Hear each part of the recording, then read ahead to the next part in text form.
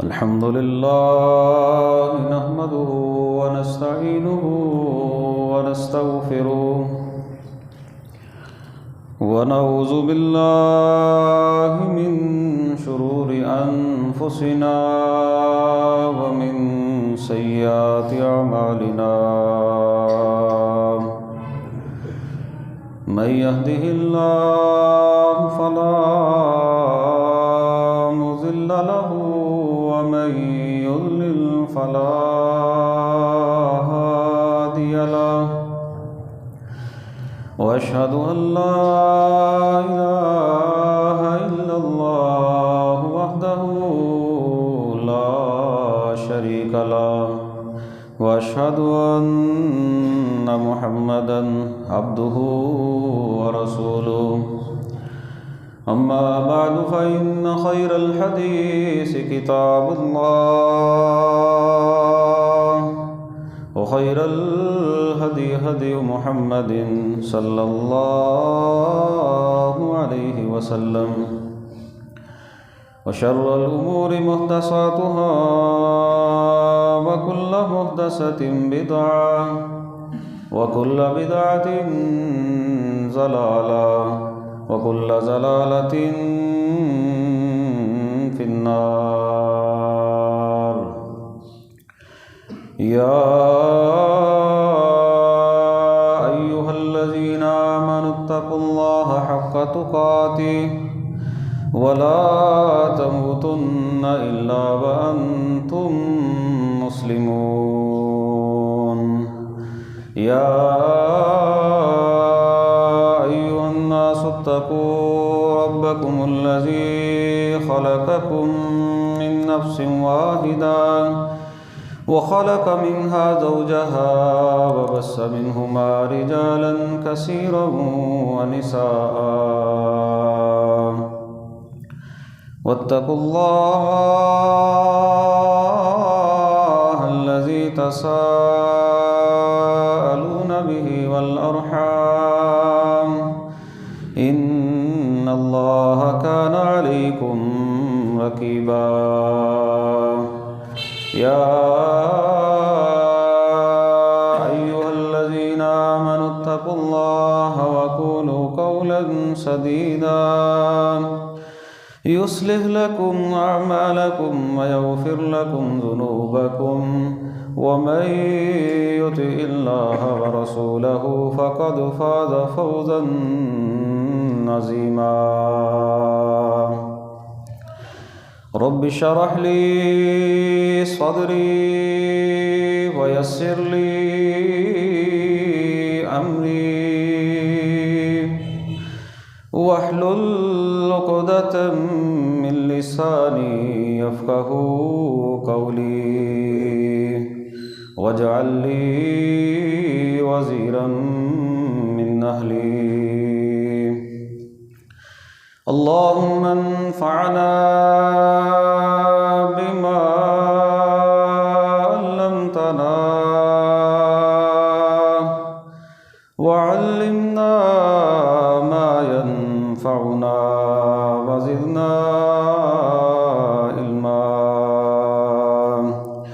أعوذ بالله السميع العليم من الشيطان الرجيم من همزه ونفخه ونفثه بسم الله الرحمن الرحيم وإذا تتلى عليه آياتنا ولى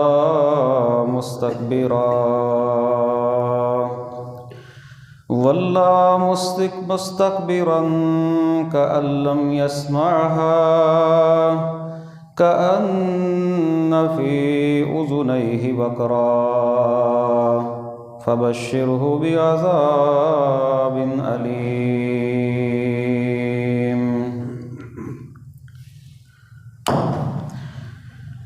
ہر قسم کی حمد و ثنا، بڑائی، کبریائی، یکتائی، بادشاہی، شہنشاہی اللہ رب العالمین کی ذات کے لیے خاص ہے، جو علی کل شیء قدیر ہے، فعال لما یرید ہے۔ ہر چیز پر وہ قادر ہے، جو وہ چاہتا ہے وہ کرتا ہے۔ درود و سلام امام الانبیاء خاتم النبیین رحمۃ للعالمین جناب محمد رسول اللہ صلی اللہ علیہ وسلم کی ذات گرامی پر خاص۔ بخشش و رحمت کی دعا صحابہ کرام، اہل بیت، تابعین اعظام، اولیاء کرام، محدثین اعظام اور بزرگان دین کے لیے۔ حمد و ثنا کے بعد میرے قابل احترام بزرگوں، ساتھیوں، دوستوں، میری ماں اور بہنوں،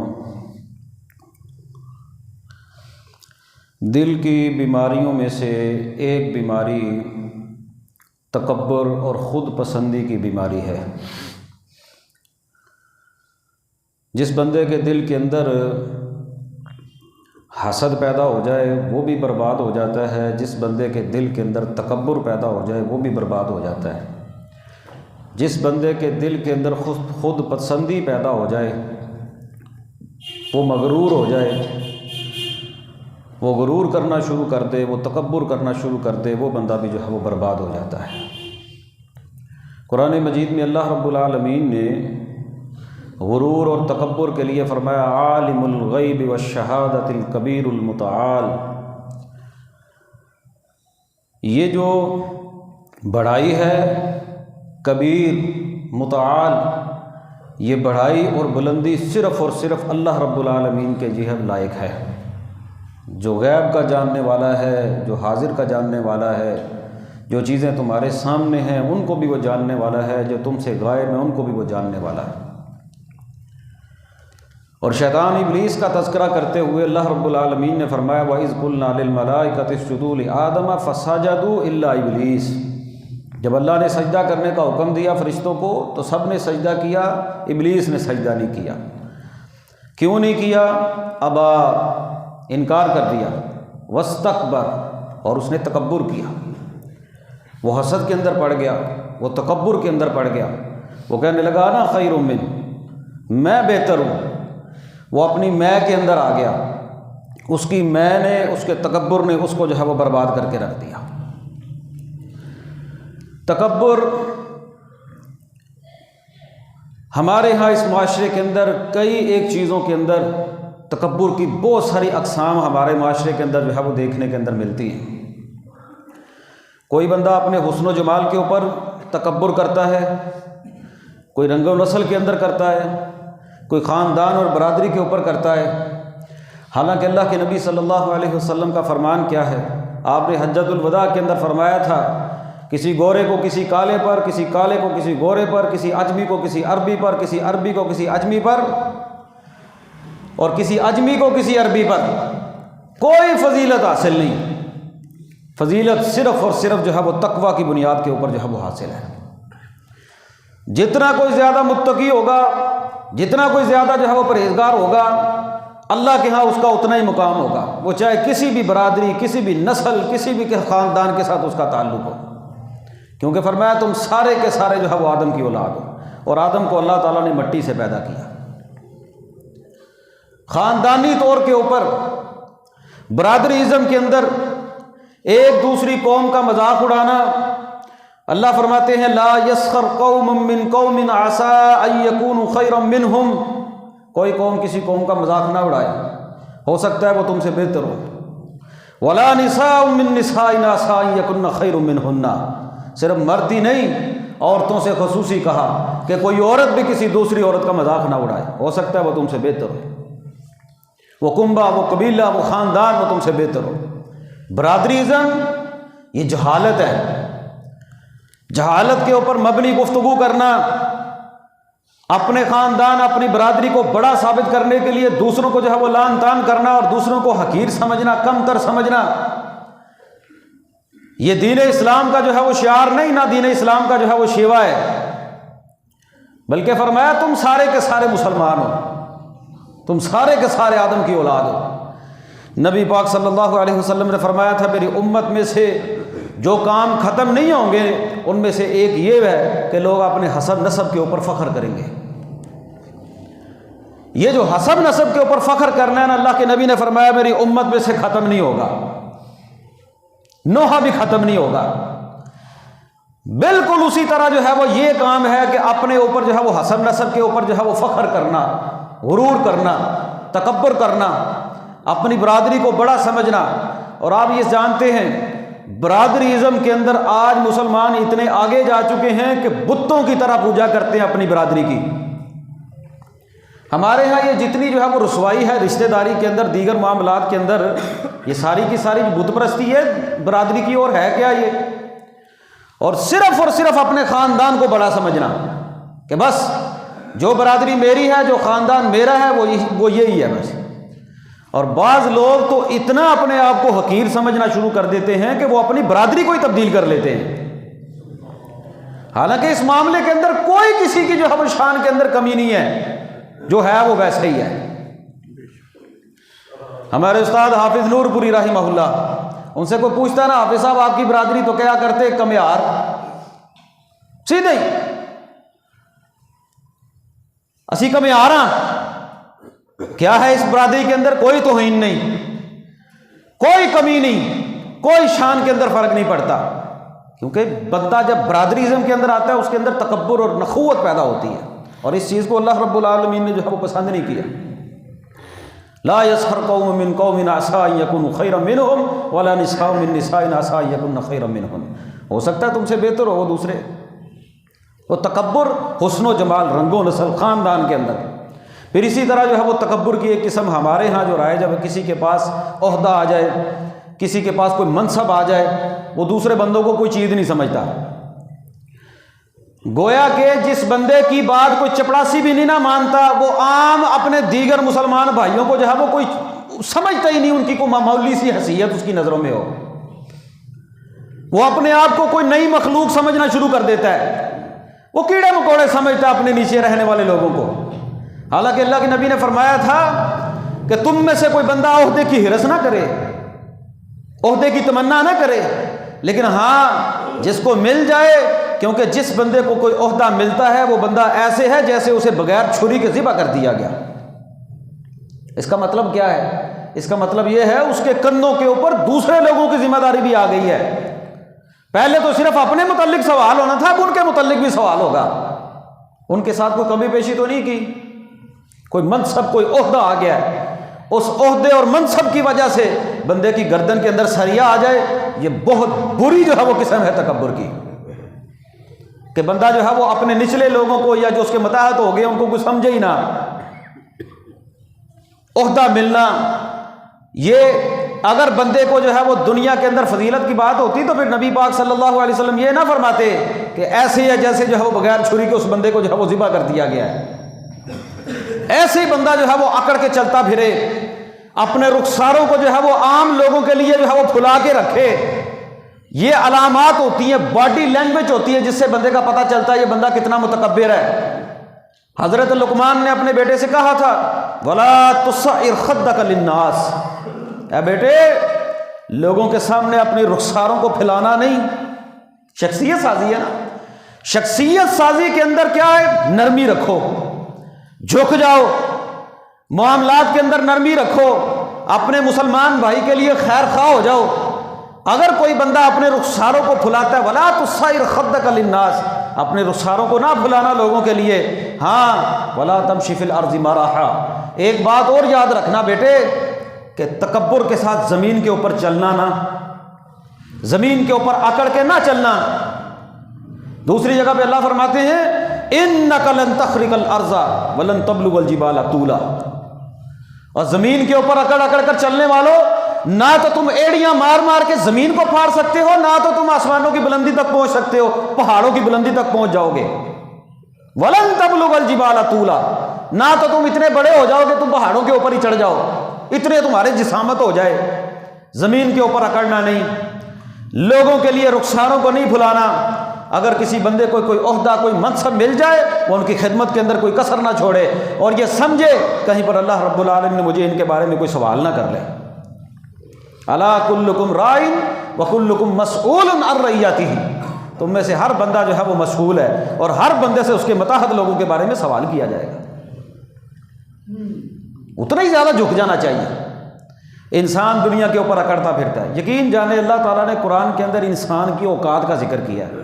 انسان اپنی اوقات تو دیکھ، انا خلقنا الانسان من نطفہ، تجھے ہم نے گندے پانی کے قطرے کے ساتھ پیدا کیا ہے، گندے پانی کے، صاف قطرہ بھی نہیں، گندے پانی کے قطرے کے ساتھ تجھے پیدا کیا، گندے پانی کے قطرے کے ساتھ۔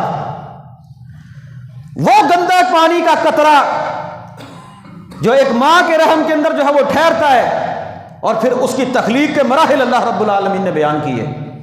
وہ جمع ہوا خون بنتا ہے، وہ لوتھڑا بنتا ہے، ہڈیاں ہوتی ہیں، گوشت چڑھتا ہے، پھر اللہ رب العالمین آہستہ آہستہ اس کے اندر جان ڈال دیتے ہیں، پھر ایک اتنا مجبور ہوتا ہے کہ دنیا کے اندر خود نہیں آتا، پھر ایک وقت تک ماں کے پیٹ کے اندر رہتا ہے، اور جب باہر آتا ہے پھر بھی اتنا مجبور ہوتا ہے، کھا پی نہیں سکتا، والدین اس کی خدمت کے لیے لگے رہتے ہیں۔ جیسے ہی یہ جو گندے پانی کا قطرہ تھا یہ زمین کے اوپر آتا ہے، اس کے اوپر اس کو مال مل گیا، جوانی آ گئی، اس کو کوئی منصب مل گیا، اس کو کوئی عہدہ مل گیا، یہ زمین پر ایسے اکڑ اکڑ کر چلتا ہے جیسے اس کے جیسا کوئی دوسرا ہے ہی نہیں۔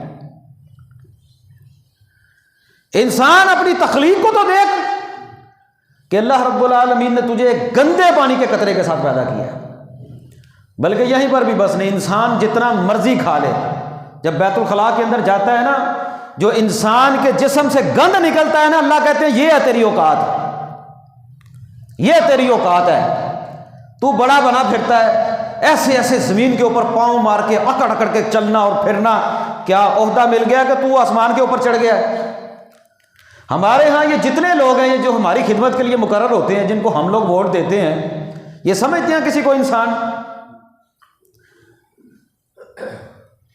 یہ ہم ان لوگوں کے لیے کیڑے مکوڑوں کی طرح ہے، اپنے مطلب کے فائدے تک جو ہے وہ کام کرتے ہیں، اپنے مطلب تک۔ حالانکہ عہدہ اور منصب ملنا، اس کے ساتھ بندے کے اندر تکبر نہیں ہونا چاہیے، یہ تکبر ہی ہے نا۔ کراچی کا واقعہ نہیں، یہ ناظم جوکھیوں کا واقعہ ابھی تک چل رہا میڈیا کے اندر۔ کیا تھا؟ اس بندے نے صرف یہ کہا تھا ایم پی اے سے کہ حضرت راستہ چھوڑ دیں، راستہ کھول دیں، اس نے اس بندے کو فائر مار کے قتل کر دیا، صرف اتنی بات کے اوپر کہ راستہ چھوڑ دیں۔ یہ لوگ متکبر نہیں ہیں، اور کیا ہیں؟ جان کی بھی کوئی قدر و قیمت نہیں ان لوگوں کی نظروں میں، مسلمان کی، اسی کو تکبر کہتے ہیں۔ تو سمجھتے کیا ہو جائے گا؟ ایک بندہ ہی ہے نا، مر گیا تو پھر کیا ہوا ہے؟ جس بندے کو کوئی عہدہ اور منصب ملے اسے تو اور زیادہ نیچا ہو جانا چاہیے، کیوں؟ اس کے بارے میں لوگوں سے سوال ہوگا، وہ چاہے جائے کہ لوگوں کے ساتھ جو ہے وہ ظلم و زیادتی کرتا پھرے، وہ تکبر اس کی گردن کے اندر ایک سریا آ جائے اور وہ سریا اس کو جو ہے وہ نیچے جھکنے ہی نہ دے۔ ابا واستکبر، اللہ فرماتے ہیں شیطان نے بھی انکار کر دیا اور تکبر کیا۔ یہ تکبر جس دل کے اندر پیدا ہو گیا، اس بندے کی شخصیت جو ہے وہ برباد ہو جاتی ہے۔ اچھا، پھر دیکھیں تکبر، بعض لوگ اپنی ذہانت پر تکبر کرتے ہیں، بعض لوگ اپنی جو ہے وہ اعلیٰ ڈگریوں پر تکبر کرتے ہیں، بعض جو ہے وہ ہمارے ہاں علماء، ہم لوگ سمجھ لیں، کوئی اپنی قرات کے اوپر جو ہے وہ تکبر کرتا ہے، کوئی اپنے خطبے کے اوپر تکبر کرتا ہے، کوئی جو ہے وہ اپنی اچھی آواز کے اوپر تکبر کرتا ہے۔ گویا کہ تکبر کی قسم در قسم ہر ایک بندہ جو ہے اس میں ڈوبتا چلا جاتا ہے کہ جو میں ہوں وہ کوئی نہیں ہے، جو میں ہوں وہ کوئی نہیں ہے۔ وہ اپنی ڈگری پر ناز کرتا ہے، وہ اپنی جو ہے وہ خطبے کے اوپر، اپنی تقریر کے اوپر، اپنے خطاب کے اوپر جو ہے وہ ناز کرتا ہے، وہ اپنے علم کے اوپر جو ہے وہ تکبر کر رہا ہے کہ جو میں ہوں وہ میں ہوں، وہ کوئی اور نہیں ہے۔ ہم لوگ یقین کریں بڑے سادے لوگ ہیں، ہم لوگ علماء جب ہماری مسجدوں میں آتے ہیں نا، ہم لوگ ان کی بڑی خدمت کرتے ہیں اور کوئی کسر نہیں چھوڑتے اپنی طاقت اور بساط کے مطابق۔ لیکن کبھی اگر آپ کو اتفاق ہو نا، آپ ان لوگوں کو اکیلے ملنے کے لیے جائیں، یہ لوگ آپ کو ٹائم بھی دے گا تو بات کیجئے گا۔ میرے ساتھ خود ایک مسئلہ ایسے پیدا ہوا، کسی مسئلے میں ضرورت تھی، سمجھ نہیں آ رہی تھی کسی مسئلے کی، مجھے پتا چلا لاہور میں بہت بڑے ایک مناظر اور مفتی ہیں، دوران طالب علم، اتنا جو ہے وسائل بھی نہیں تھے، لیکن دل کے اندر شوق تھا کہ اس مسئلے کی تحقیق کے لیے جو ہے وہ فلاں حضرت صاحب سے مل کے آؤں گا۔ لو جی، مجھے پتا چلا کہ وہ رات کو آتے ہیں، سب کچھ چھوڑ کے لوکل ذلیل ہوتا ہوا میں لاہور کے ایک اسٹیشن کے اوپر پہنچا، ایک جگہ پر پہنچا جہاں پر مجھے کوئی جاننے والا نہیں تھا۔ یہ سردیوں کے دن تھے، سردیوں کے ان ٹھٹھر راتوں کے اندر مجھے وہاں پر رات رہنا پڑا۔ کسی کے چھوٹے سے مدرسے کے اندر حضرت صاحب نہیں ملاقات نہیں ہو سکی، نہ میرے پاس کوئی بستر، نہ میرے پاس کوئی جگہ۔ وہاں پر رہا، مجھے پتا چلا کہ فجر کے ٹائم آئیں گے، ساری رات وہاں پر رکا۔ فجر کی نماز کے وقت حضرت صاحب آئے، انہوں نے چند ایک لوگوں کے جو مالدار لوگ تھے نا، جو لیپ ٹاپ پکڑے ہوئے تھے، میں نے کہا حضرت صاحب تھوڑا سا ٹائم دے دیں، مجال ہے انہوں نے میری بات سنی ہو، اور میرے دل کے اندر یہ تھا کہ فلاں حضرت صاحب بڑے مفتی ہیں، بڑا ان کو اللہ نے ملکہ دیا، فلاں انہوں نے مہمان نوازی تو اپنی جگہ پر، مسافر کو ملنا اپنی جگہ پر، جس مسئلے کے لیے میں وہاں پر گیا تھا انہوں نے وہ مسئلہ بتانا بھی مجھے گوارا نہیں کیا کہ میرے پاس ٹائم ہی نہیں، میں نے ان کو ٹائم دیا ہوا ہے۔ یہ ہم لوگ ہیں جو اپنی مسجدوں کے اندر آئے علماء کی اتنی خدمت کرتے ہیں، ورنہ کئی لوگ اپنے جو ہے وہ ذہانت پر، علم کے اوپر اتنا غرور، اتنا تکبر، اتنا گھمنڈ کہ کوئی بندہ ان کے پاس بیٹھ ہی نہیں سکتا۔ کیا علماء سے مسئلہ پوچھ لینا علماء کی توہین ہے؟ آج ہمارے ذہنوں کے اندر یہی بات تو ڈال دی گئی ہے کہ علماء کی توہین ہے، ان سے کچھ پوچھنا نہیں۔ کیا محمد رسول اللہ صلی اللہ علیہ وسلم سے بڑھ کر کوئی متقی پرہیزگار کوئی عالم ہو سکتا ہے؟ نبی پاک کے پاس عام لوگ بھی آ کر مسئلہ پوچھتے، عام لوگ بھی آ کر۔ آج حضرت صاحب سے دور سے ڈر لگ رہا ہوتا ہے کہ مسئلہ نہیں پوچھنا، کہیں پر ڈانٹ ہی نہ دیں۔ اللہ تعالیٰ جب اللہ کی پکڑ آتی ہے نا تو پھر اللہ تعالیٰ کی پکڑ بھی بڑی سخت ہوتی ہے۔ وہ پنجابی میں اس نے کہا تھا علم پڑھیا تے مان نہ کری، مت آکھی میں پڑھیا، اور جب بار کہار سداوے روڑ دیندہ دودھ کڑیا۔ لوگ اپنے علم پر غرور کرتے پھرتے ہیں۔ میں یہ سمجھتا ہوں اللہ تعالیٰ مجھے بھی معاف کرے، انسان ہے نا، انسان کے اندر نخوت آ جاتی ہے۔ میں یہ سمجھتا ہوں جتنا زیادہ بندے کے پاس علم ہو نا اتنا زیادہ اس کو آج اور انکساری کا جو ہے وہ اظہار کرنا چاہیے۔ ہر بندے کی پہنچ ہونی چاہیے اس تک۔ وہ بندہ جو ہے کوئی اس سے سوال کرنا چاہتا ہو تو کرے، ٹھیک ہے، ہر بندے کی ضروریات مصروفیات ہوتی ہیں، لیکن اتنا بھی خوف طاری نہ ہو کہ کوئی بندہ کسی سے سوال ہی نہ کر سکے کہ حضرت صاحب ڈانٹ ہی نہ دیں۔ علم کے اوپر غرور اور تکبر یہ بھی ایک قسم ہے ہمارے معاشرے کے اندر کہ بندہ جو ہے وہ 4 جو ہے وہ ڈگریاں لے لے اور سمجھے جو میں ہوں وہ، اب ڈگریوں کا مقابلہ ہو رہا ہے اور ہے کیا ڈگریوں کے مقابلے کے اندر کہ میرے پاس جو علم ہے وہ کسی کے پاس نہیں۔ یہ تکبر اور غرور کی ایک قسم ہے۔ پھر ایک قسم ہمارے معاشرے کے اندر یہ ہے کہ کسی بندے کو اللہ تعالیٰ مال دے دے، وہ کہتا جو میں ہوں وہ ہے ہی کوئی نہیں۔ مال و دولت کے اندر غرور اور تکبر کرنا کہ میرے پاس مال آ گیا، اب یہ جو میرے متحد جو کم پیسے کمانے والے لوگ ہیں نا، وہ فیکٹری کا مالک ہے، وہ جو ہے وہ کسی جگہ کے اوپر اس کو اللہ نے مال دیا، وہ کسی بنگلے میں رہتا ہے، کسی کار میں رہتا ہے، وہ کار میں گزر رہا ہے، وہ گاڑی میں گزر رہا ہے، اس کی نظر میں سائیکل والے کی، موٹر سائیکل کی اہمیت ہی کوئی نہیں ہے۔ وہ باہر جو ہے وہ اتنی گرمی کی ڈگری کے اندر سائیکل چلا رہا ہے نا، وہ اسی کے اندر بیٹھ کر بھی اس کی ناک جو ہے وہ ایسے ہی ہے کہ یہ بندہ میرے آگے کیوں آ گیا ہے۔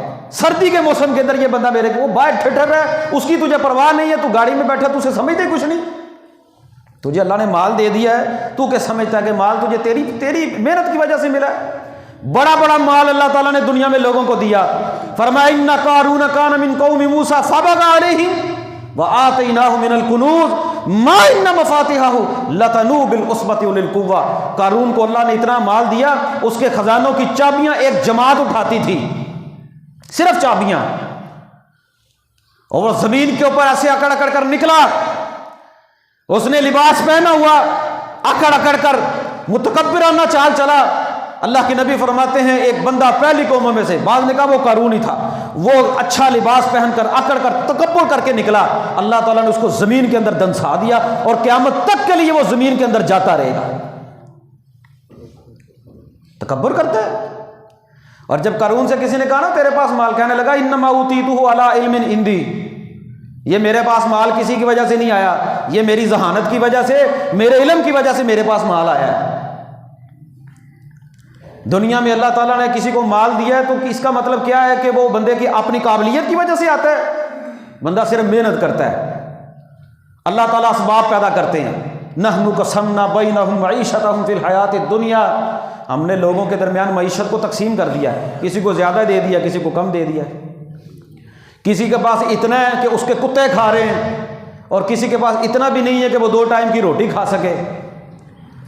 یہ اللہ تعالیٰ نے تقسیم رکھی ہے۔ بندے کو مال کے اوپر بھی غرور نہیں ہونا چاہیے، تکبر نہیں ہونا چاہیے۔ اللہ یبسط الرزق لمن یشاء ویقدر، اللہ جس کے لیے چاہتا ہے رزق کے دروازے کھول دیتا ہے، جس کے لیے چاہتا ہے رزق کو تنگ کر دیتا ہے۔ اللہ تعالیٰ کی تقسیم ہے۔ سارے کے سارے مالدار ہو جائیں تو ہم میں سے کون کسی کا کہنا مانے گا، کون کسی کا کام کرے گا؟ مال کی وجہ سے کسی کو نیچا نہ سمجھے، مال کی وجہ سے، اپنے جو ہے وہ منصب کی وجہ سے، مال کی وجہ سے، دولت کی وجہ سے کسی بندے کو جو ہے وہ کسی غریب آدمی کی عزت کے اندر صرف اس وجہ سے کہ میرے پاس مال ہے حقیر نہ جانے۔ جب بندے کے اندر مال و دولت کی وجہ سے تکبر پیدا ہوتا ہے، ان اللہ لا يحب من کان مختالا فخورا، فرمایا اللہ تعالیٰ اس بندے سے محبت ہی نہیں کرتا، پسند ہی نہیں کرتا جو بندہ جو ہے وہ شیخیاں بکھیرتا ہے، تکبر کرتا ہے اور کہتا ہے جو میں ہوں وہ کوئی نہیں ہے۔ آج یہ فتنہ ہمارے اندر مال کا ہی فتنہ ہے، یہ مال کا فتنہ ہے، سٹیٹس کا فتنہ ہے، مال کا فتنہ ہے کہ میں جو ہے وہ میرے پاس جو مال ہے، اور اس مال نے بندے کے اندر جو ہے وہ نخوت پیدا کر دی، تکبر پیدا کر دیا، اور جب تکبر پیدا ہو گیا تو پھر بندہ جو ہے وہ رذالت کی طرف جو ہے وہ چلتا چلا گیا۔ اللہ تعالیٰ نے حضرت یوسف علیہ السلام کا تذکرہ کیا قرآن مجید میں، جب بھائی آئے نا سارے کے سارے غلہ لینے کے لیے، تو انہوں نے پوچھا یوسف کے ساتھ پتہ تم نے کیا کیا تھا؟ انہوں نے کہا آئندہ کا لانتا یوسف، کہنے لگے قال انا یوسف وہذا اخی، میں یوسف ہوں، یہ میرا بھائی بنیامین ہے۔ اور آگے پتہ کیا کہتے ہیں اللہ تعالیٰ؟ قد من اللہ علینا، یوسف کہنے لگے یہ تو میرے اوپر میرے اللہ کا احسان ہے۔ کس کا احسان ہے؟ اللہ کا، نہ کہ بندہ یہ کہے کہ میرے پاس مال بڑا ہے اور یہ میری محنت کا نتیجہ ہے۔ اس سے بندے کے اندر تکبر پیدا ہوتا ہے کہ بھئی اللہ نے مال دیا، اللہ واپس بھی تو لے سکتا ہے، لے سکتا کہ نہیں لے سکتا؟ بڑے لوگ کروڑوں کوڑیوں میں آ جاتے ہیں۔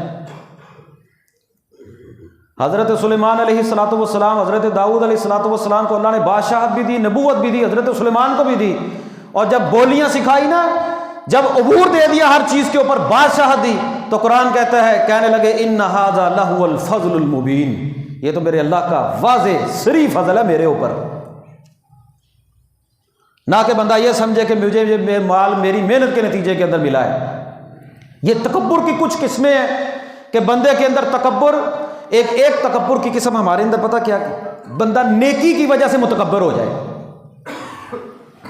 مثلا کہ ہم لوگ اگر دو چار نمازیں ٹوٹی پھوٹی پڑھ لیتے ہیں نا، تو ہم کسی عام آنے والے بندے کو کوئی چیز نہیں سمجھتے کہ میں نے اگر 4 نمازیں 4 ٹکرے مار لی ہیں، اگر اللہ قبول نہ کرے تو پھر کیا کریں گے؟ جو بندہ 2 نیکی کے کام کر لیتا ہے وہ دوسرے کو کوئی چیز نہیں سمجھتا۔ یہ تکبر ہے، یہ شیطان انسان کے دماغ کے اندر ڈالتا ہے کہ تو بڑا نیک ہے، یہ بڑا گناہ گار ہے۔ اللہ کہتے ہیں فلا تزکوا انفسکم هو اعلم بمن اتقى، اپنے آپ کو پاک صاف نہ سمجھو، اللہ جانتا ہے متقی کون ہے، پرہیزگار کون ہے۔ یہ تو اللہ کی رحمت ہے، اللہ تعالیٰ تمہاری نیکیوں کو قبول کر لے۔ اور آپ کے میں یہ اکثر کہا کرتا ہوں، جتنے ہم لوگ دیندار دلوں کے سخت ہیں نا، عام بندے سخت نہیں ہوتے۔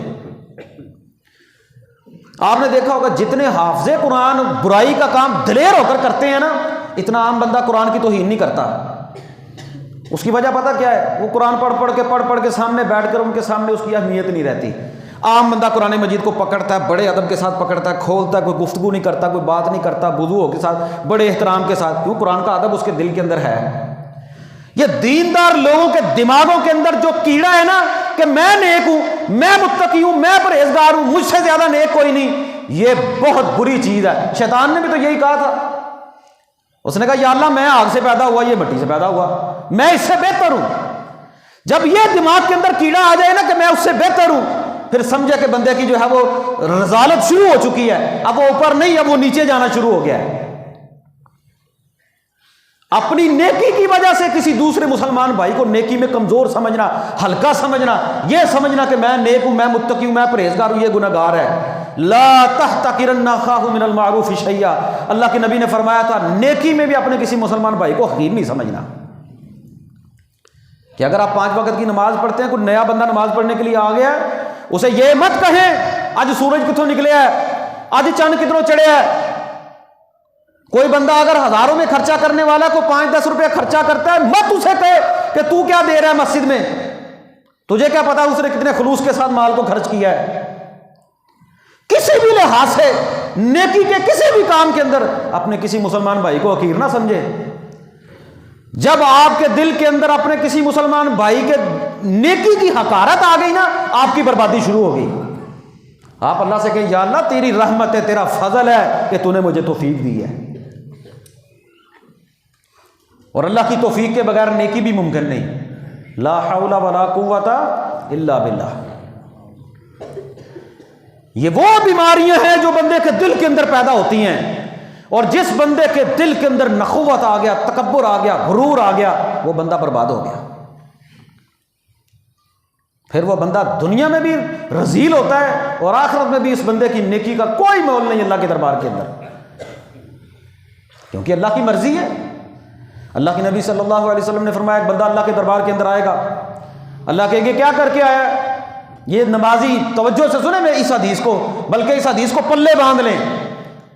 اللہ تعالیٰ کہیں گے کیا کر کے آیا ہے؟ کہے گا یا ربی قد صلیت 60 سنۃ، اے اللہ میں 60 سال نمازیں پڑھ کے آیا ہوں.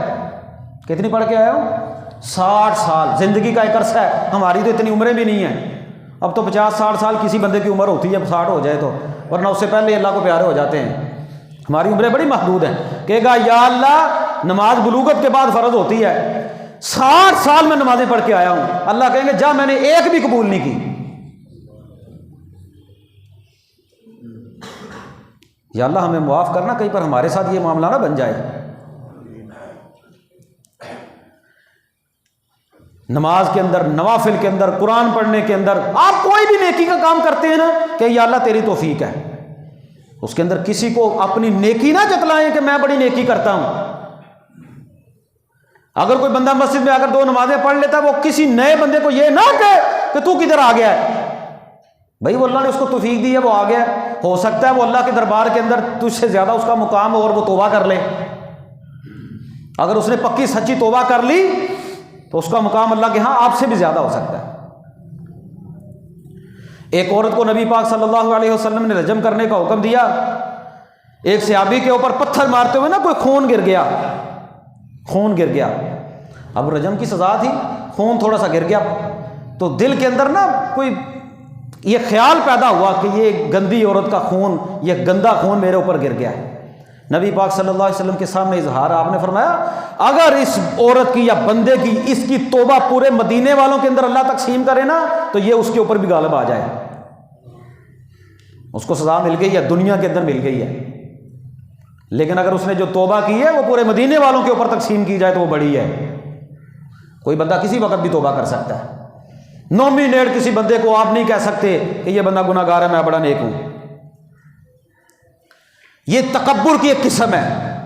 ایک قسم ہمارے ہاں تکبر کی یہ ہے جو میں اشارہ کرنا چاہتا ہوں، وہ یہ ہے اللہ تعالیٰ فرماتے ہیں وَإِذَا تُتْلَىٰ عَلَيْهِ آيَاتُنَا وَلَّىٰ مُسْتَكْبِرًا كَأَن لَّمْ يَسْمَعْهَا. ایک تکبر کی قسم یہ ہے کہ جب کسی بندے کے سامنے قرآن مجید کی آیات پڑھی جائیں، تلاوت کی جائے، وہ اس سے وَلَّىٰ مُسْتَكْبِرًا منہ پھیر کے چلا جاتا ہے اور تکبر کرتا ہوا جاتا ہے کہ جاؤ سنا دے رہو مولوی، تھوڑا تے کام سنانا، میں نہیں مانتا. یہ اگر بندہ زبان سے نہیں بھی نہ کہتا، یہ عملی طور کے اوپر تکبر کر رہا ہوتا ہے. ثم ذهب الى اهله يتمتع. اللہ فرماتے ہیں فلا صدق ولا صلى ولكن كذب وتولى. نہ اس نے تصدیق کی، نہ اس نے نماز پڑھی، بلکہ کیا کیا؟ تکذیب کی اور چلا گیا. کیسے گیا؟ ثم ذهب الى اهله يتمتع. اپنے گھر والوں کی طرف اٹھ کر گیا اکڑتے ہوئے کہ یہ میرے لیے یتمتع. فرمایا اولا لک فاولا. افسوس ہے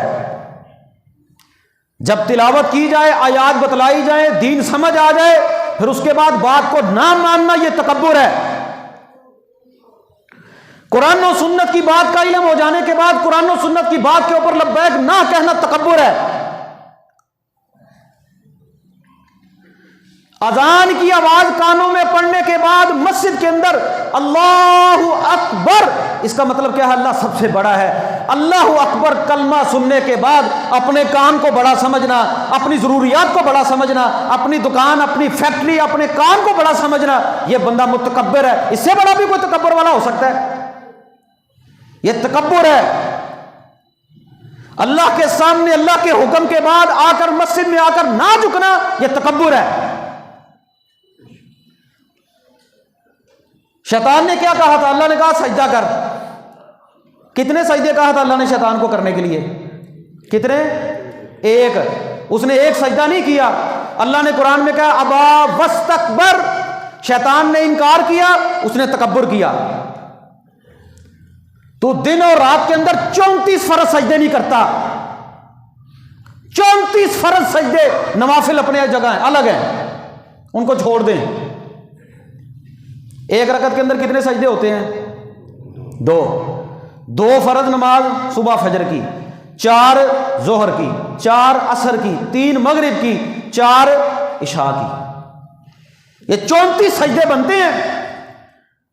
تیرے کانوں کے اندر اذان کی آواز آئے تو 34 سجدے نہ کرے تو پھر بھی کہے میں متقی پرہیزگار ہوں، میں مسلمان ہوں.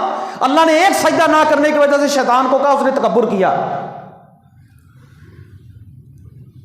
اصل میں ہم لوگ اپنے ذہنوں کے مطابق دین کو سننا چاہتے ہیں، جبکہ قرآن میں اللہ کیا فرماتے ہیں؟ فَكُلَّمَا جَاءَكُمْ رَسُولٌ بِمَا لَا تَهْوَىٰ أَنفُسُكُمْ، جب بھی رسول ان کے پاس ایسی تعلیم لے کر آئے جو ان کی خواہش کے خلاف تھی، استکبرتم، انہوں نے تکبر کیا.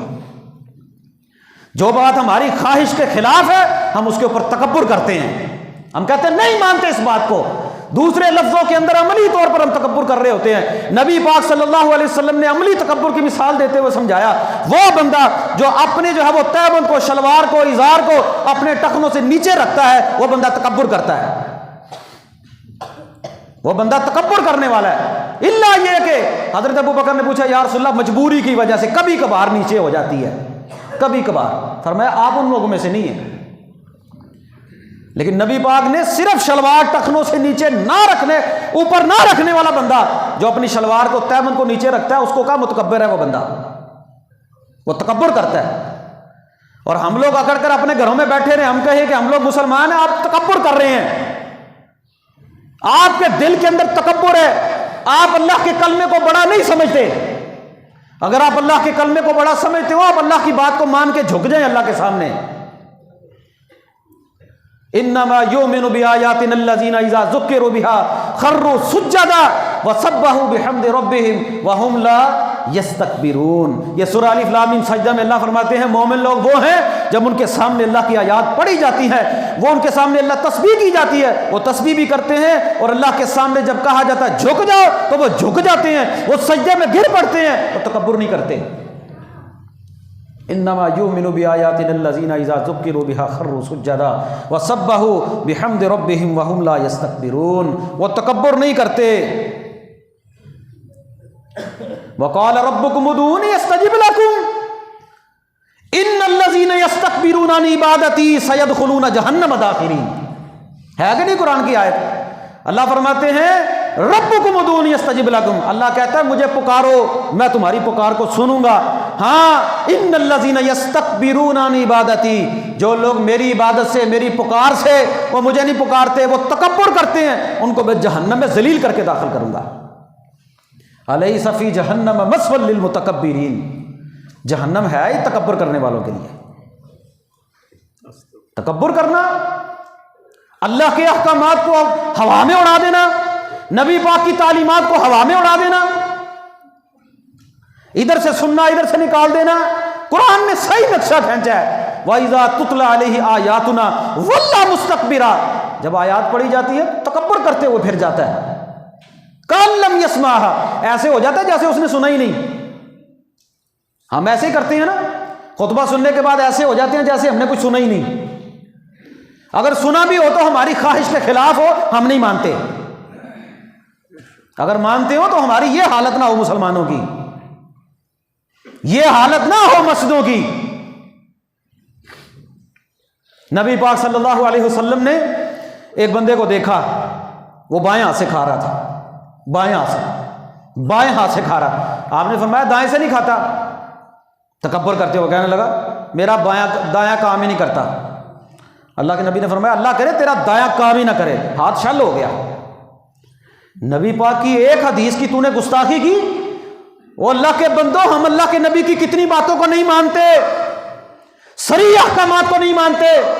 کہنے لگا میرا بایاں کام ہی نہیں کرتا. آپ نے فرمایا اللہ کرے تیرا دایاں کام ہی نہ کرے، بائیں سے پی رہا تھا. متکبرانہ چال، ایسے شلوار ٹخنوں کے اندر ہیں، اور جو ہے وہ ایسے بڑے بڑے چوڑے ہو کر جو ہے وہ چلنا، رخساروں کو پھلانا، ایک ہاتھ کے اندر، بائیں ہاتھ کے اندر سگریٹ، منہ کے اندر پان، یا ہاتھ کے اندر شراب، اس ہاتھ کے اندر بوتل.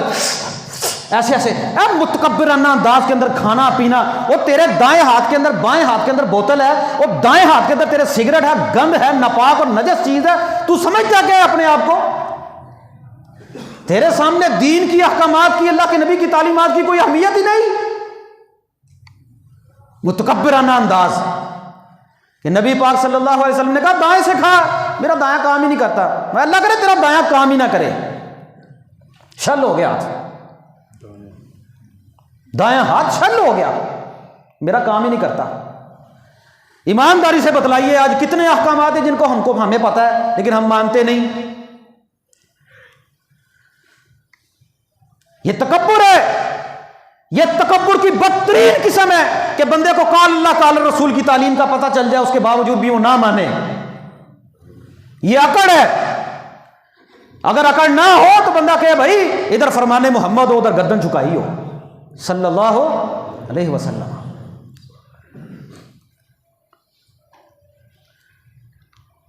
پھلنا دا تو اتر بنا, اتر دا تو کڈ دریا, دریا وچ تو نہ ڈبیاں لا لا تاریاں لا, پھر بھی تیری بونی مکنی. بندیا پہلے اندروں اپنی میں مکا.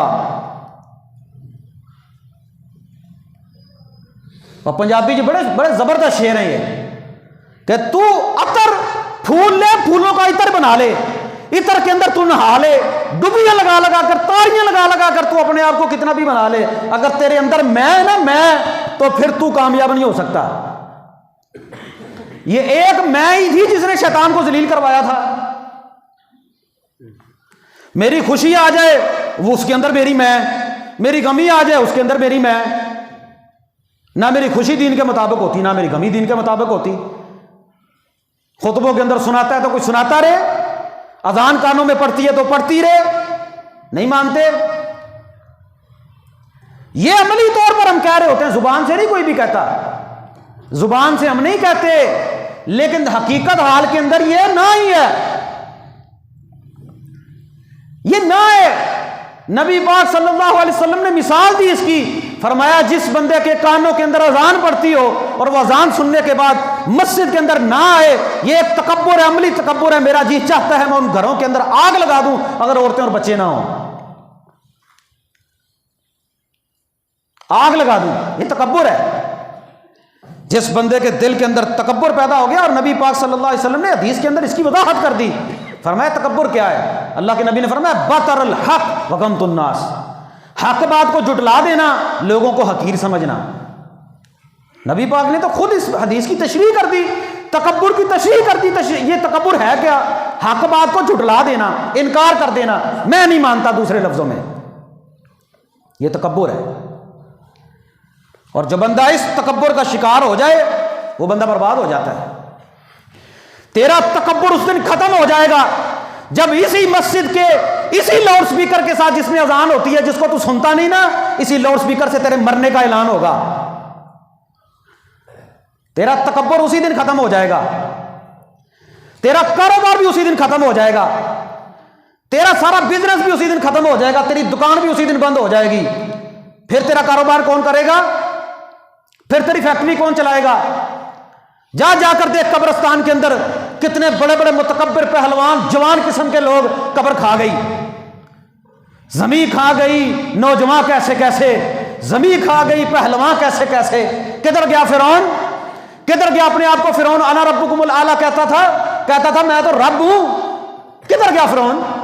کدھر گیا نمرود جو ابراہیم علیہ السلام کو کہتا تھا کہ میں جو ہے وہ بڑا ہوں؟ کدھر ہے نمرود؟ ہے کو نمرود کا نام و نشان؟ کدھر ہے عتبہ شیبہ ابو جہل ابی بن خلف؟ کدھر ہے یہ بڑے بڑے چوٹی کے کافر؟ کدھر ہیں؟ کون کھا گیا ان کو؟ زمین کھا گئی. کدھر ابو جہل جو کہتا تھا امطر علینا حجارۃ من السماء, ہمارے اوپر پتھروں کی بارش برسا اللہ سے کہے. اور جب گردن کٹنے لگی نا تکبر پھر بھی ختم نہیں ہوا, کہنے لگا تھوڑا تھنوں کٹ کے کٹیا جے, تھوڑی تھنوں کر کے کٹیا جے تاکہ پتہ لگے سردار دی گردن ہے. یہ گردن ہی ہے نا, یہ جھکتی نہیں, اس کے اندر سریا ہے. یہ ایک دن اللہ تیرا سریا نکالے گا. یہ عملی تکبر چھوڑ دے. کدھر ہے قوم عاد؟ اتنے بڑے بڑے تناور لوگ جو پہاڑوں کے اندر گھر بناتے, پہاڑوں کے اندر ارم ذات العماد التی لم یخلق مثلھا فی البلاد، فرمایا ایسی قوم اللہ نے دوبارہ پیدا ہی نہیں کی۔ ایسی قوم کدھر ہے؟ کبھی دیکھے وہ لوگ جن کے پاس فیکٹریاں تھی، مال و دولت تھے، قبرستان دیکھو جا کر، اگر ان لوگوں نے اللہ کی نہیں مانی، ان لوگوں نے اللہ کے سامنے سجدے نہیں کیے، نہیں انہوں نے اذان سن کر مسجد کا رخ کیا، اللہ کا کیا بگاڑ لیا؟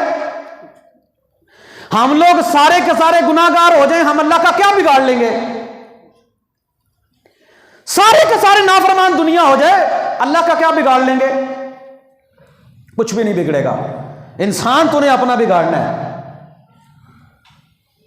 اور ان متکبرین کے لیے قیامت کا دن ہوگا، اللہ تعالیٰ کہیں گے آئین المتکبرون، کدھر ہیں تکبر کرنے والے؟ ان کو لاؤ میرے سامنے۔ زمین و آسمان کو اللہ اپنی مٹھی میں کر لیں گے۔ آئین المتکبرون، کدھر ہیں تکبر کرنے والے؟ اور اللہ کے نبی نے فرمایا کل قیامت کا دن ہوگا، اللہ تعالیٰ تکبر کرنے والے بندوں کو جہنم کے اندر چیونٹیوں کی مثل جو ہے وہ جسم کر دیں گے، ان کا چیونٹیوں کی مثل۔ جس طرح چیونٹی ہوتی ہے نا، یہ اپنے آپ کو بڑا سمجھتا تھا، جس طرح ہم لوگ سمجھتے ہیں نا کہ ہم لوگ قانون سے ماورا ہیں، یہی رونا چلتا ہے نا ہماری سیاست میں۔ کچھ لوگ سمجھتے ہیں کہ ہم لوگ قانون سے اوپر ہیں، قانون سے اوپر ہیں، قانون ہمارا، عدالتیں ہمارا کچھ نہیں بگاڑ سکتی۔ مالدار بندے کہتے ہیں میں قانون سے اوپر ہوں، یہ جتنے بھی قوانین ہیں میرے لیے نہیں ہیں۔ بالکل اسی طرح ہماری عادت ہے، یہ کچھ قوانین، یہ تو بابے آج سے نمازاں نے، اے نمازہ بابے پڑھن، اے نمازہ مولوی پڑھن مسیتے، ساڈا کی کام ہے مسیتے جاندا؟ ہم لوگ اپنے آپ کو قرآن و سنت سے ماورا سمجھتے ہیں، قرآن و سنت سے اوپر سمجھتے ہیں۔ یہ احکامات کن کے لیے ہیں؟ یہ تکبر ہے، اسی کا نام تکبر ہے۔ اور اللہ فرمائے گا ان المتکبرون، چیونٹیوں کی مانند اللہ تعالیٰ ان کو کر کے جہنم کے اندر ڈالیں گے۔ مطلب تو ہی آکڑے پھرتے ہو نا دنیا تے، ہم دسو انسان ہے کیا چیز؟ ذرا سا بیمار ہوا اس کی اکڑ نکل جاتی ہے۔ جب تجھے لٹایا نا اپنوں نے مسجد کے پھٹے پر، تو اپنے کپڑے بھی نہیں خود اتار سکے گا، تو خود نہا بھی نہیں سکے گا، تو خود قبر کے اندر بھی نہیں اتر سکے گا۔ تیرے پچھلے پکڑ کر تجھے قبر کے اندر گرا کر تجھے ایسا بھولیں گے، تیرا نام و نشان تک دنیا میں نہیں رہے گا۔ کتنے لوگ ہیں ہم لوگ اپنے ہاتھوں سے دفن کر کے آئے ہیں، کتنے لوگوں کی قبر کا ہمیں پتہ ہے۔ یہاں پر تو کوئی اپنی باپ کی قبر پر نہیں جاتا۔ آپ کہتے ہیں کہ میرے اور آپ کی قبر پر ہم لوگ جائیں گے؟ کوئی نہیں، جو گیا وہ گیا، وہ ختم۔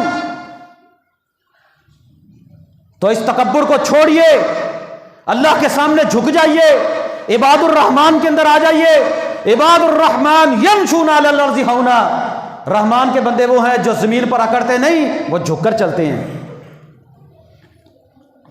وہ جھک کر چلتے ہیں۔ اللہ کے نبی نے فرمایا اللہ تعالیٰ ایسے لوگوں کو، تکبر کرنے والوں کو بولس جہنم کے اندر ڈالے گا۔ وہ جہنم کی ایک وادی ہے، وہاں پر جہنمیوں کی پیپ ان لوگوں کو پلائی جائے گی۔ پیپ سمجھتے ہیں؟ گند، ریشہ، جو آگ کی وجہ سے، جلنے کی وجہ سے جسموں سے نکلے گا، جس کی سمیل بھی برداشت نہ ہوگی۔ لا يدخل الجنت من كان في قلبه مثقال حبة من خردل، جس بندے کے دل کے اندر رائی کے دانے کے برابر بھی تکبر آ گیا، وہ جنت میں نہیں جائے گا۔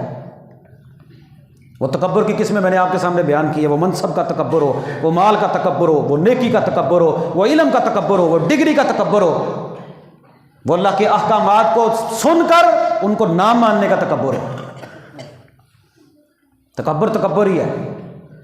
وَإِذَا تُتْلَى عَلَيْهِ آيَاتُنَا وَلَّى مُسْتَكْبِرًا كَأَن لَّمْ يَسْمَعْهَا كَأَنَّ فِي أُذُنَيْهِ وَقْرًا، ایسے ہو جاتے ہیں جیسے سنا ہی کچھ نہیں، کانوں میں بوجھ ہے۔ بچپن سے ہم لوگ اسکول کی کہانیاں پڑھتے نہیں، غرور کا سر نیچا۔ وہ خرگوش کی اور کچھوے کی کہانی نہیں پڑھی؟ اللہ کے نبی صلی اللہ علیہ وسلم نے دعاؤں کے اندر جو تعلیمات، قرآن کہتا ہے تم نے اللہ کو پکارنا بھی ہو تو ادعوا ربکم تضرعا وخفیا، اور خفیہ حالت میں گڑ گڑا کر اللہ کو پکارو، گڑ گڑا کر۔ متکبرانہ بول کے اندر جو بندہ اللہ کو پکارتا ہے، اللہ اس کی پکار بھی نہیں سنتے۔ بڑے بول، جب بارش نہیں نہ ہوتی تو دین اسلام میں ایک نماز ہے، نماز استسقاء، وہ بارش کے لیے پڑھی جاتی ہے۔ باہر نکلو، بارش کے اندر جا کر امام لوگوں کو چادر کو پلٹے اور لوگوں سے کہے اللہ سے ڈر جاؤ، اپنے تکبر اور غرور کو ختم کر دو، اپنے آپ کو اللہ کے سامنے جھکا دو، اللہ سے معافی مانگ لو، اللہ سے بخشش مانگ لو، اللہ تعالیٰ بارش کو نازل کرے گا۔ اب تو ہم لوگ مسجدوں میں آتے ہیں، سہولیات کا اتنی سہولیات، سردیوں میں مسجد گرم، گرمیوں میں مسجد ٹھنڈی، پانی سردیوں میں پانی گرم، گرمیوں میں ٹھنڈا، بجلی کی سہولت، گیس کی سہولت، بہترین قالین بچھے ہوئے ہیں، خوشبو لگی ہوئی ہے، اے سی چل رہے ہیں، ہیٹر چل رہے ہیں، اور پھر بھی بد نصیب کوئی بندہ مسجد میں آ کر اللہ کے سامنے سجدہ نہ کرے، یہ تکبر نہیں تو اور کیا ہے؟ اور کس چیز کا نام؟ کیا تکبر کرنے والے بندے کو دو سینگ میں نکلے ہوتے ہیں؟ تیرے سامنے اللہ کے احکامات کی کوئی اہمیت نہیں، تو تکبر والا ہے، تو جتنا مرضی کہے میں تکبر نہیں کرتا، تو اللہ کے سامنے جھک جا، اللہ سے ڈر جا، ایسا نہ ہو کہ تیری موت کا وقت آئے تو تکبر کی حالت کے اندر ہی مر جائے۔ موت کا وقت پوچھ کے آئے گا؟ کیا ہمیں پتا ہم نے اگلا جمعہ پڑھنا ہے؟ عصر کا بھی نہیں پتا، ابھی یہ نہیں پتا باہر نکلنا ہے کہ نہیں نکلنا، ابھی ختم ہو جائے۔ تو اللہ سے ڈریے، تکبر دل سے نکالیے۔ آپ کی شخصیت دنیا کے اندر جتنا بندہ جھکتا ہے نا، اللہ اتنا اس کو بلند کرتے ہیں، یہ شخصیت سازی ہے۔ اور دینی معاملات کے اندر آپ جتنا اللہ کے سامنے جھکیں گے، آپ اتنے اللہ والے ہیں۔ نبی پاک صلی اللہ علیہ وسلم کی ایک آخری حدیث سناتا ہوں، آپ نے فرمایا جو بندہ 3 چیزوں سے بری ہے نا، وہ جنت میں جائے گا۔ ایک فرمایا تکبر سے بری ہے، خیانت نہیں وہ بندہ کرتا، تیسرا اس بندے کے ذمہ قرض نہیں۔ 3 کام جو بندہ نہیں کرتا، اللہ کے نبی نے گارنٹی دی اس بندے کو، وہ بندہ جنت میں جائے گا۔ تو تکبر آج کا ہمارا جو ٹاپک، مختصر میں جو چیزیں آپ کے سامنے بیان کرنا چاہتا تھا نا، وہ بات اور طرف نکل گئی ہے۔ وہ دل کی بڑھاس ہوتی ہے، بعض دفعہ وہ نکالنی پڑتی ہے۔ میں نے آپ سے پہلے بھی کئی مرتبہ کہا ہے، اللہ جانتا ہے وہ خطبہ کوئی خطبہ نہیں جس میں 8 دنوں کے بعد خطیب اپنی ذمہ داری کو پورا کرتے ہوئے لوگوں کو جھنجھوڑے نہ، لوگوں کے ایمان کو نہ جگائے، لوگوں کے ضمیر کو زندہ نہ کرے، لوگوں کو یہ بات مجبور سوچنے پر نہ کرے کہ تم لوگ کس طرف نکل گئے ہو۔ اگر خطبہ سننے کے بعد بھی میرے دل کی کیفیت ویسی کی ویسی رہتی ہے نا، تو پھر ایسے ممبر کے اوپر خطیب کو نہیں بیٹھنا چاہیے۔ قطعاً ایسے خطیب کو ممبر پر چڑھنے کا کوئی حق نہیں، اور آپ لوگ بھی اس کام جرم کے اندر برابر کے شریک ہیں۔ قصے کہانیاں سنتے ہیں، راگ سنتے ہیں، شعر و شاعری سنتے ہیں، وہ 2 قصے بیان کیے، 2 ادھر کی باتیں کی، 2 ادھر کی باتیں کی، نہ مولوی صاحب نے کسی سے کچھ کہا، لوگ خوش ہو کے جاتے ہیں، کیا بات ہے، مولوی صاحب نے پھٹے چوک دیتے ہیں، مولوی پھٹے چکن تے لگا، تسی پھٹے جوڑن تے لگے ہو۔ جس طرح نماز فرض ہے نا، خطبہ 8 دنوں کے بعد فرض ہے۔ کیوں فرض کیا؟ درس نہیں فرض، صبح شام کچھ بھی آپ نہ کریں، کوئی فرض نہیں ہے آپ کے اوپر تعلیم حاصل کرنا، لیکن آپ سیکھ لیں، آپ کے لیے بہتر ہے۔ لیکن اگر آپ جمعے کے اندر نہیں آئیں گے، اللہ کے نبی فرماتے ہیں گناہ ہے، کبیرہ گناہ ہے۔ 8 دنوں کے بعد جو خطبہ ہے اس کو کیوں فرض کیا ہے؟ اس لیے فرض کیا ہے تاکہ لوگوں کو اس چیز کا پتہ چل جائے، ایمان تازہ ہو جائے، ایمان کی تازگی ہو خطبے کے اندر۔ تو آج کے خطبے میں جو مین بنیادی چیز میں نے آپ کے سامنے بیان کی ہے نا، ہم اللہ کے سامنے توبہ کر لیں، اکڑنا چھوڑ دیں۔ اکڑتے تو مردے ہیں، روح نکلتی ہے نا، اکڑ جاندہ مردہ۔ شیطان بھی اکڑ گیا تھا، شیطان کی طرح اکڑے نا، اکڑ کے نا ہم اللہ کا کچھ نہیں بگاڑ سکتے۔ یہ سارا غرور تکبر ادھر ہی رہ جائے گا۔ اللہ کا حکم آئے، اللہ کے سامنے جھک جائیں، اس جھکنے میں ہی ہماری بہتری ہے، ورنہ ایک دن آئے گا سارے کا سارا تکبر اور غرور ہمارا خاک کے اندر مل جائے گا۔ یہ جمعے کے اندر جس طرح ہم نماز پڑھنے کے لیے آتے ہیں، ہمیں موت پڑتی ہے، ہمیں عصر کے وقت نہیں آ سکتے، اس کی وجہ کیا ہے؟ اس کی وجہ یہ ہے آپ نے کلمہ پڑھے، آپ کلمہ پڑھنے والے جس کا کلمہ پڑھا اس کی بات کی اہمیت نہیں آپ کی نظروں میں۔ عصر پڑھنے کا حکم کس نے دیا جی؟ ہم اپنی مرضی سے عصر پڑھتے ہیں، اپنی مرضی سے مغرب کی اذان دیتے ہیں، اپنی مرضی سے عشاء کی اذان دیتے ہیں۔ یہ سارے کے سارے اللہ کے حکم ہیں، اور جہاں پر اللہ کا حکم آ جائے وہاں پر جھکنا بنتا ہے۔ اگر نہیں جھکیں گے تو پھر اللہ جھکا لے گا۔ پھر اللہ دنیا میں بھی جھکا لیتا ہے. پھر جب کوئی پڑتی ہے نا مصیبت، پھر ایسے لمبے لمبے سجدے کرتے ہیں کہ گویا کہ اس جیسا کوئی سجدہ کرنے والا ہی نہیں. تضرع وَإِذَا مَسَّ الْإِنسَانَ، اللہ فرماتے ہیں جب کوئی تکلیف پہنچتی ہے نا تو فضو دعائیں ریز، پھر لمبی لمبی چوڑی چوڑی دعائیں کرتا ہے. اس سے پہلے اللہ سے جھک جا. اگر چاہتے ہو کہ اللہ خوشی کے عالم میں بھی تمہاری باتوں کو سنے تو زیادہ سے زیادہ اللہ کو پکاریے، اللہ کے سامنے گڑ گڑائیے، اللہ کے سامنے اور شکر ادا کیجئے کہ یا اللہ تیری توفیق اور رحمت کے ساتھ میں اس طرف آ رہا ہوں اور مجھے تو ہر وقت موت تک اپنے سامنے جھکنے کی توفیق عطا فرما. اقول قولی ھذا استغفر اللہ لی ولکم.